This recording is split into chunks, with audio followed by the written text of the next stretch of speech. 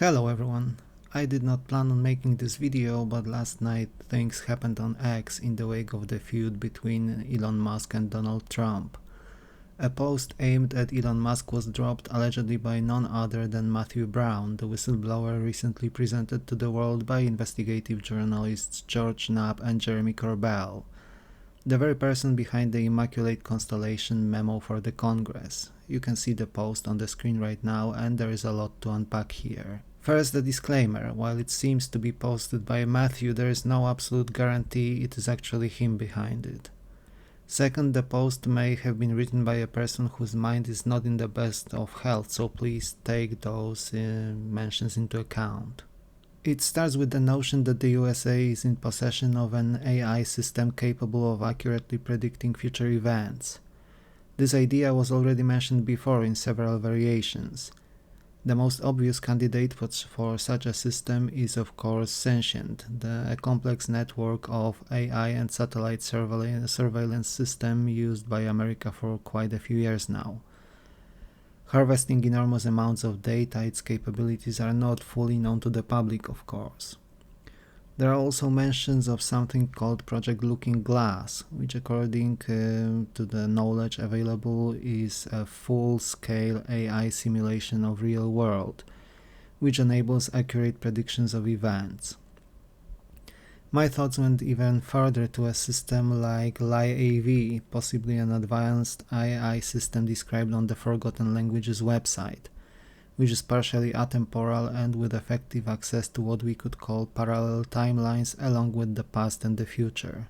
He mentioned Elon Musk being betrayed by Sam Altman, the CEO of OpenAI, the company running ChatGPT. The post mentions murdering the first sentient artificial intelligence created in the public realm, with references to the journalist Michael Schellenberger as well, and that justice is coming thanks to the combined efforts of FBI and US Navy. This ties into the recent revelations stating that the FBI operates a formerly secret unit which is effectively real-life X-Files, and that the US Navy may be in opposition to the Air Force when it comes to disclosure efforts. This is followed by a praise of Elon's efforts regarding space technologies, but aims at getting to Mars requiring Sirius, written like the star, which is likely a hint in itself, both to potential involvement of non-human technology, energy required to do that feat, or possibly an origin point. This is followed by the mention of rocketry in 1947, the year Roswell happened. Both rockets and 1947 may also be a veiled reference to Jack Parsons and his ties to the occult world. Elon was apparently briefed on Project Marsupial. This project would be tied to his efforts to go to Mars using some kind of a hovering craft slightly resembling UFOs, from what I understand. We have the mention of the National Geospatial Agency and its capacity to track light energy craft flying around the world.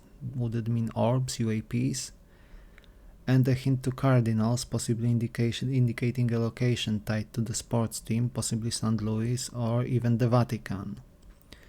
The White House also seems to know how the exotic craft works. Matthew then encourages Elon to ask for a tour of a naval air station, Patuxent River, which allegedly could host UAP or ARV hangars, with the involvement of Amentum, a name previously not mentioned in relation to the UAPs and UFOs, and a statement make sure to look up.